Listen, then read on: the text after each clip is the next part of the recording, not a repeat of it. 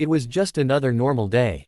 I had no idea that one moment, just a few seconds, would change everything between us forever.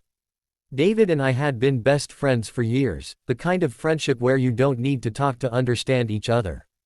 He was straight, popular, always laughing, always confident. And me, I was gay, not fully out to everyone, but completely comfortable around him.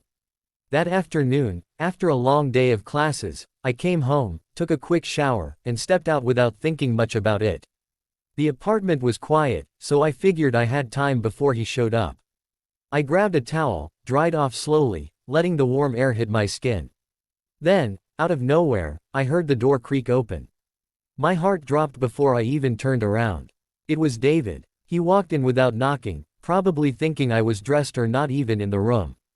And there I was, standing there with nothing but a towel in my hand, shocked beyond words.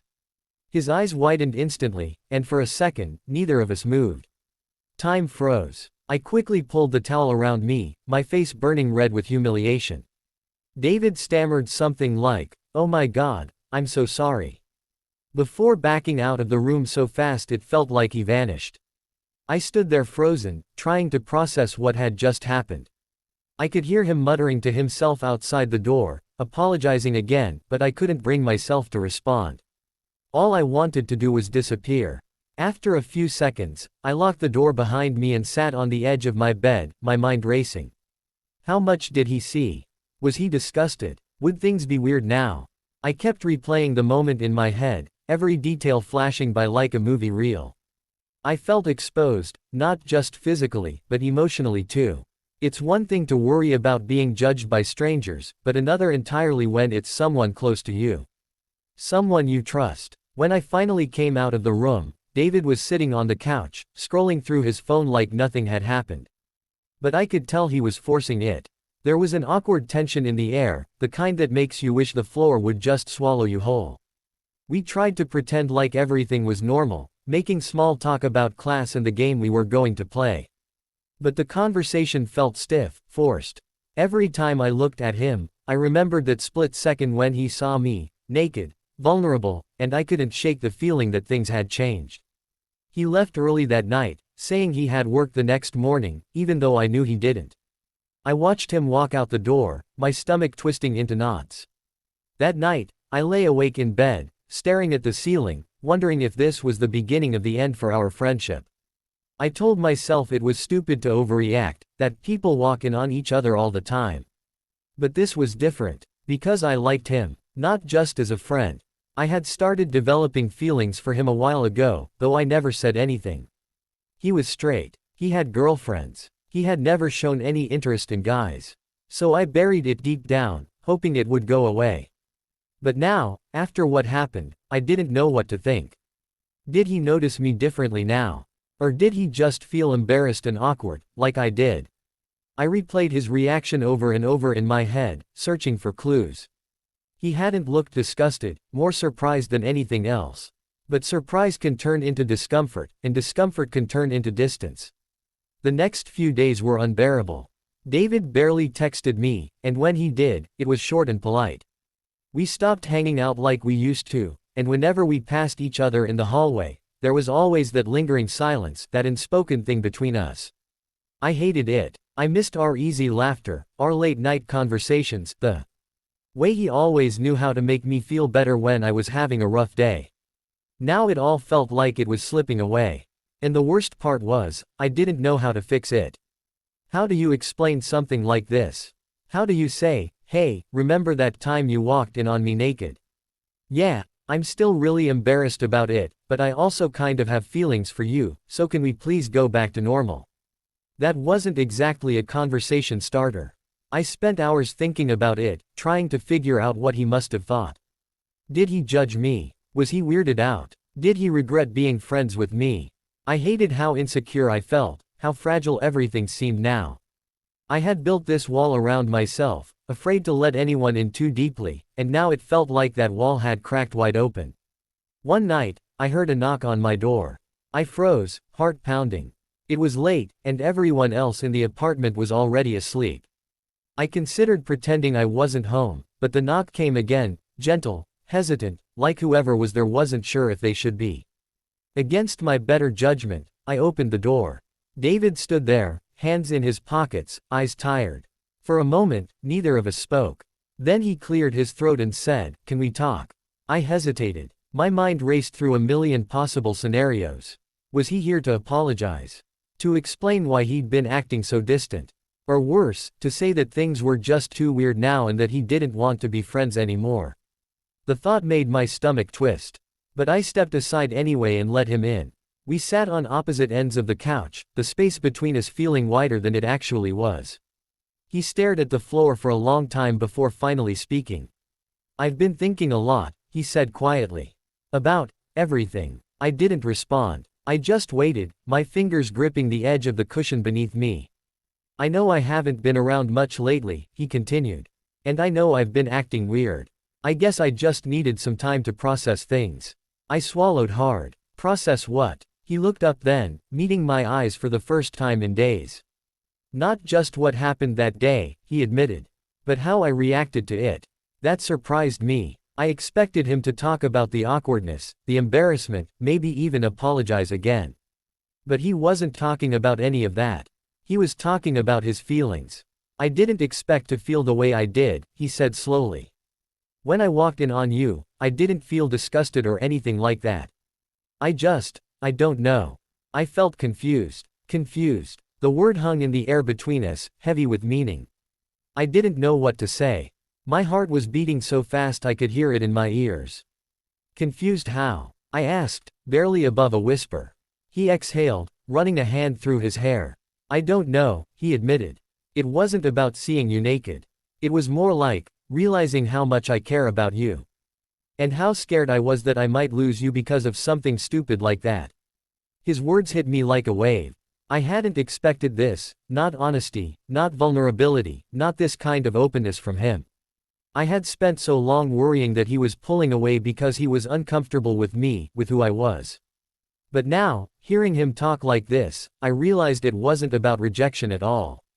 It was about fear. Just like mine. "I thought you were mad at me," I finally said. "Or that you regretted being friends with me."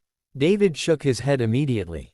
"No, never that." He paused, then added softly, "You're one of my best friends. Maybe my best friend. I didn't know how to deal with what I was feeling. I still don't." There was something raw in his voice, something honest. And for the first time since that day, I felt like maybe things weren't ruined after all. We talked for hours that night. Not about labels, not about what either of us was supposed to be. Just about how we felt, about the friendship, about the moment that changed everything, about the strange, confusing emotions that neither of us had expected. By the time he left, the weight on my chest had lifted a little. Things still weren't perfect. There was still uncertainty, still questions hanging in the air. But for the first time, I felt like we were moving forward instead of drifting apart.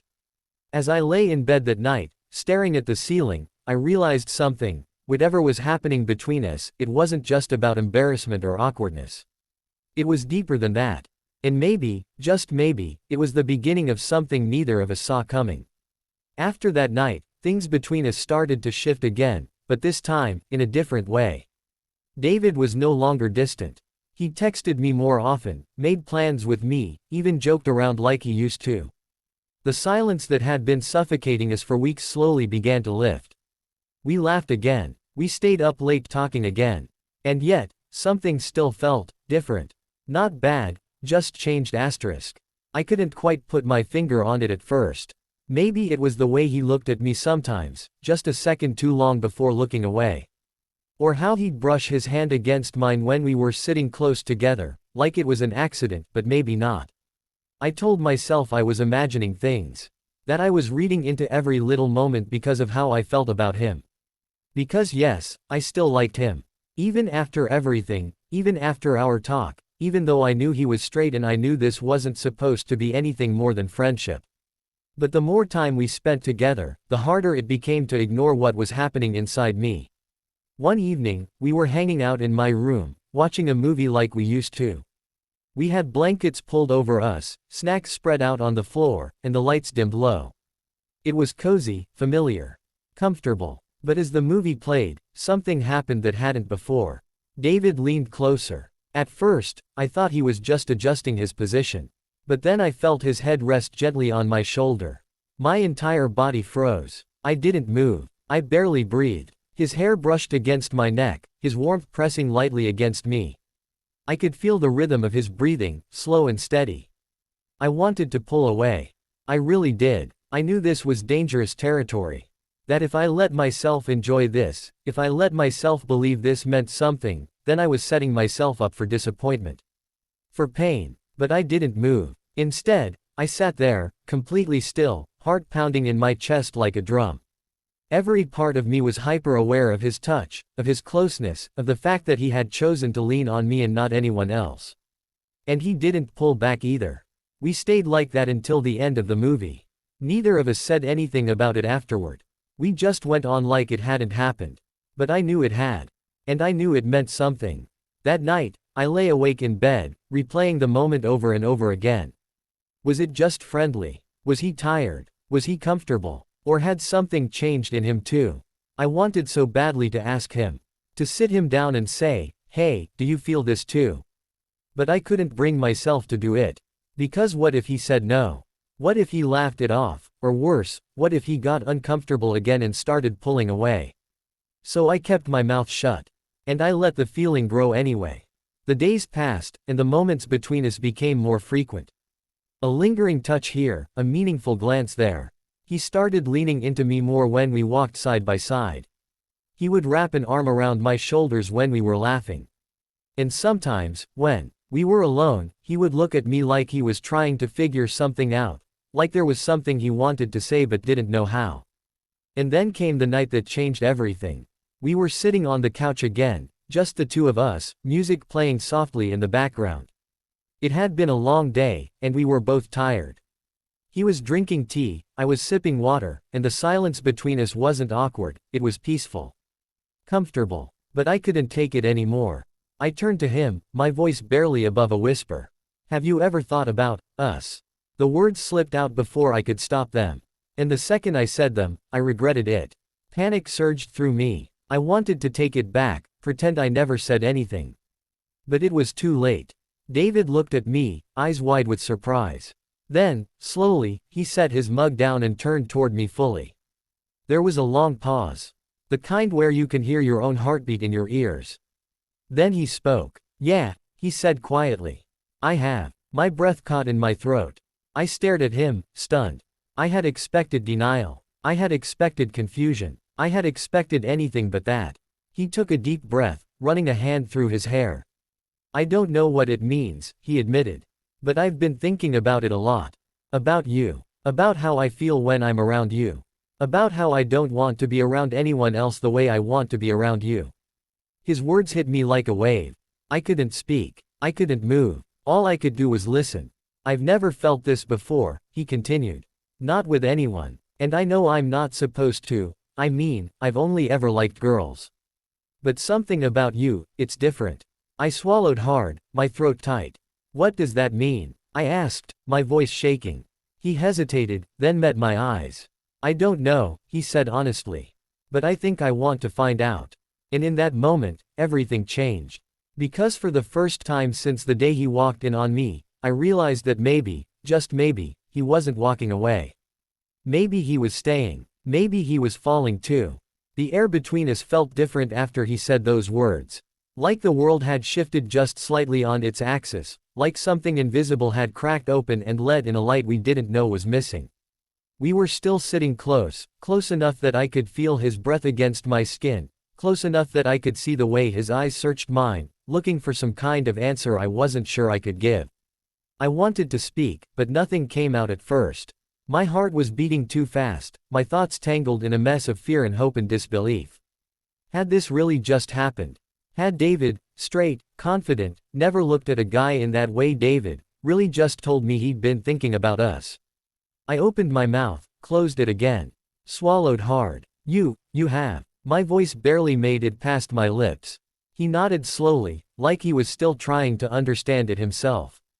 "Yeah," he said. "I mean, I don't even know how to explain it. It doesn't make sense. I've never felt this before. I thought I knew who I was, what I liked, what I wanted. But then there's you." His words hit me like a wave. I didn't know whether to laugh or cry or just sit there staring at him forever, trying to memorize every second of this moment. I don't want to pressure you, I said finally, because even though part of me was screaming inside with joy, another part was terrified that he might regret saying this tomorrow, that he might wake up and realize this was all just confusion, that I'd end up broken again. David shook his head. It's not pressure, he said. It's honesty. I've been carrying this around for weeks, trying to pretend it wasn't real. Trying to ignore the way I feel when I'm near you. And I can't do that anymore. Something inside me cracked wide open. We sat there for a long time, just breathing in the same space, letting everything settle between us. There was no rush, no urgency, just two people realizing that maybe, just maybe, they were standing at the edge of something new. And then, without warning, David did something I wasn't expecting. He leaned forward, slowly, carefully, like he was afraid I might pull away. His hands rested gently on my knees as he moved closer, his eyes locked onto mine the whole time. I should have stopped him. I should have said something. But I couldn't. All I could do was sit there, frozen, watching as his face got closer and closer, until I could feel the warmth of his breath against my lips. And then, softly, sweetly, it happened. He kissed me. It was gentle, almost unsure, like he was testing the waters, waiting for me to either push him away or pull him closer. And I did neither. I just sat there, stunned, overwhelmed, completely lost in the feeling of his lips on mine, in the realization that this was actually happening. That David, the boy I had secretly crushed on for so long, the one I thought would never see me this way, was kissing me. When he pulled back, his eyes widened slightly, like he was suddenly nervous. I'm sorry, he said quickly. I shouldn't have, but I cut him off before he could finish. I reached out, cupping his face in my hands, and pulled him back to me. This time, the kiss wasn't hesitant. This time, it was real. And in that moment, everything else disappeared, the fear, the doubt, the years of pretending I didn't feel this way. All that mattered was this. Him, me. The way his lips moved against mine, the way his hands curled into the fabric of my shirt like he didn't want to let go. And when we finally broke apart, both of us breathing heavier than before, he looked at me like he was seeing me for the very first time. Wow, he whispered. I laughed softly, shaking my head. Yeah, wow. He ran a hand through his hair, exhaling deeply. I don't even know what that was, he admitted. But I know I want more of it. I smiled, my heart pounding in my chest. Me too. For a while, we just sat there, wrapped in the quiet afterglow of what had just happened. Neither of us spoke right away, we didn't need to. Words weren't necessary in that moment. What we had just shared was bigger than language. Then David turned to me again, his expression serious now. I need you to know something, he said. This isn't easy for me. I've lived my whole life thinking I was straight. I've dated girls. I've never even considered the idea that I might feel this way about a guy. But with you, it's different. I nodded, understanding exactly what he meant. Because I had spent most of my life hiding parts of myself, pretending to be someone I thought others would accept. And now here he was, standing at the edge of something unfamiliar, choosing to step forward anyway. I'm not asking you to figure everything out right now, I told him. You don't have to label anything. You don't have to know what this means. Just take it one step at a time. With me. He looked at me for a long moment, then slowly, he smiled. Okay, he said. One step at a time. And just like that, everything changed. Not in a dramatic, life-altering way, but in a soft, quiet, beautiful way. The kind of change that doesn't come with fireworks or declarations, but with small moments that add up to something bigger. Like the way he held my hand the next time we walked together. Or the way he looked at me across the room when he thought I wasn't paying attention. Or the way he started leaning into me more when we sat next to each other, like he couldn't stand to be even an inch apart. It wasn't perfect. There were still moments where he hesitated, where he questioned what this meant for him, for us. There were nights where he stayed silent, lost in his own thoughts, probably trying to make sense of everything he was feeling. But he never walked away. Instead, he stayed. And slowly, gently, we began building something together. Neither of us knew exactly where this was going. We didn't know if he would eventually identify as bi, or queer, or if this was something unique to just us. But we didn't need labels to know that what we had was real. Because love isn't always about knowing exactly who you are. Sometimes, it's just about finding someone who makes you want to explore the unknown.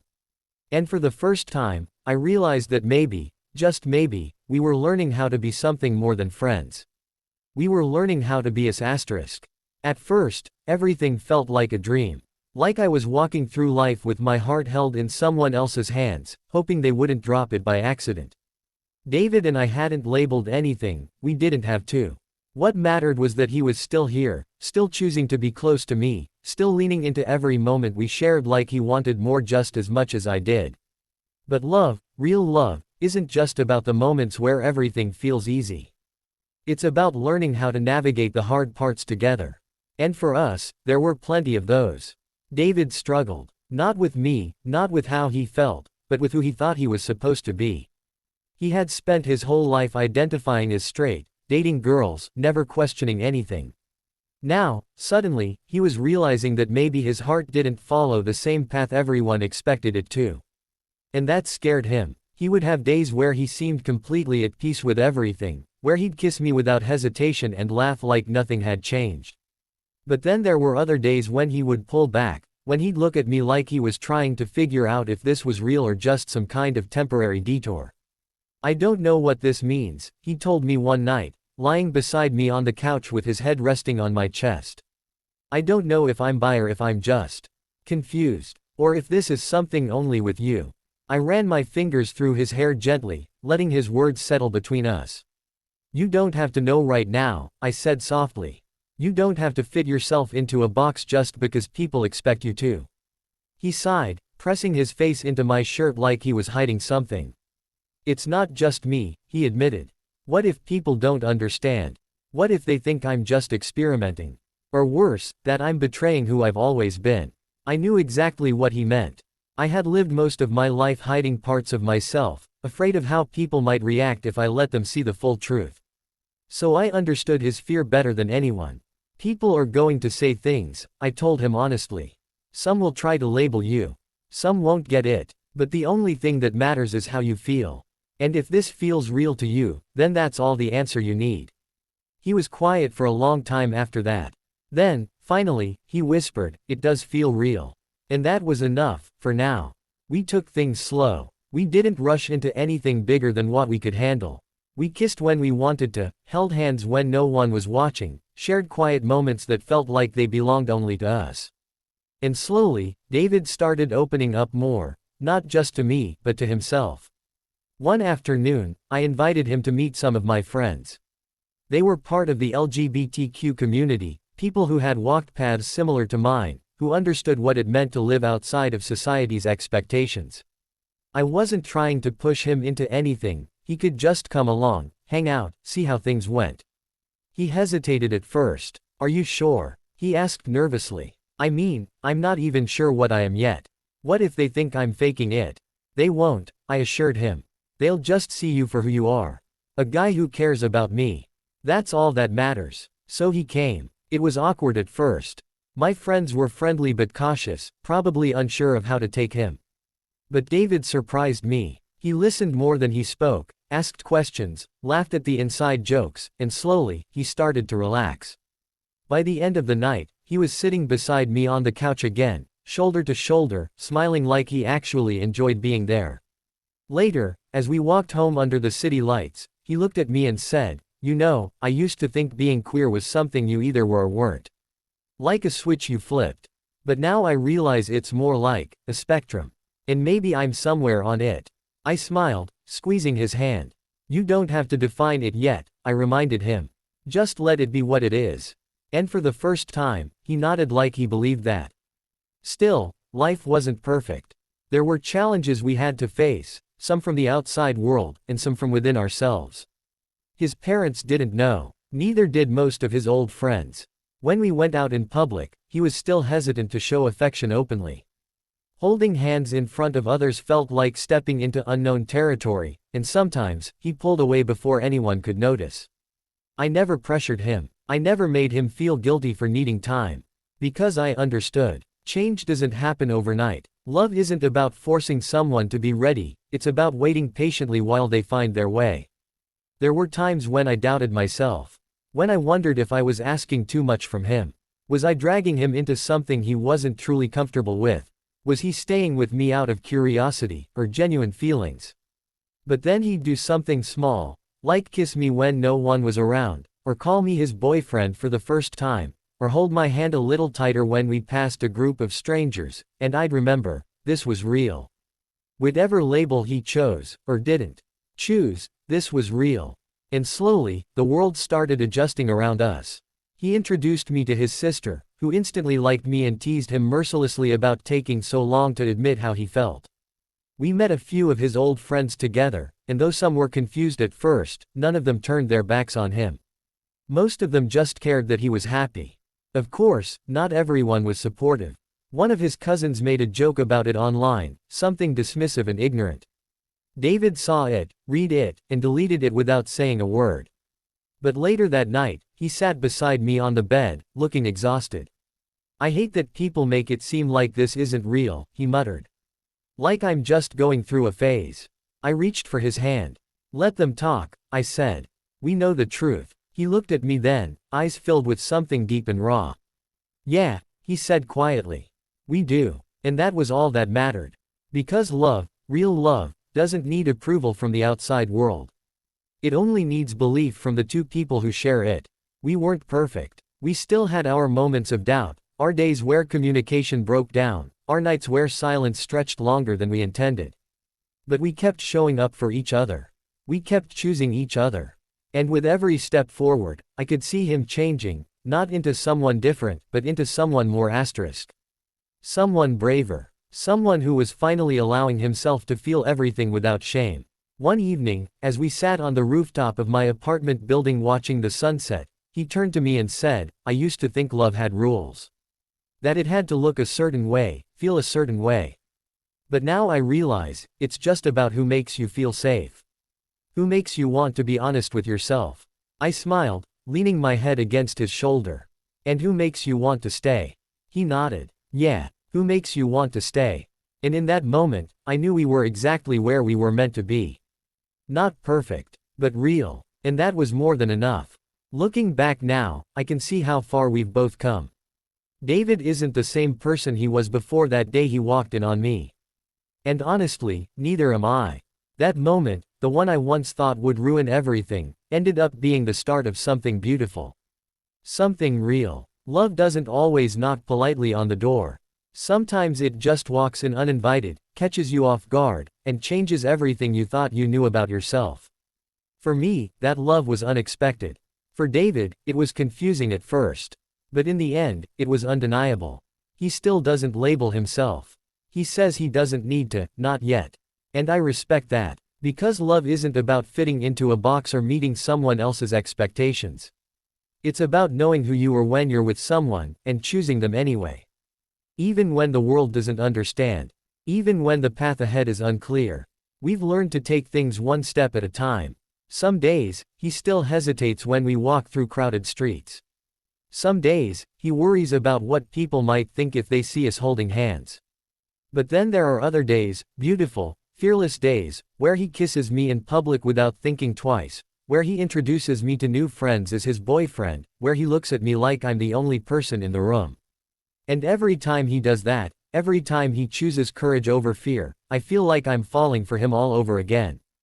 Being part of the LGBTQ community has always meant carrying a certain kind of weight, a history of struggle, of fighting for acceptance, of learning to love yourself even when the world tries to tell you you're not enough. But it also means finding strength in each other. Finding beauty in the stories we share. Finding hope in the way love finds us, even when we least expect it. David and I, we're just two people trying to figure things out.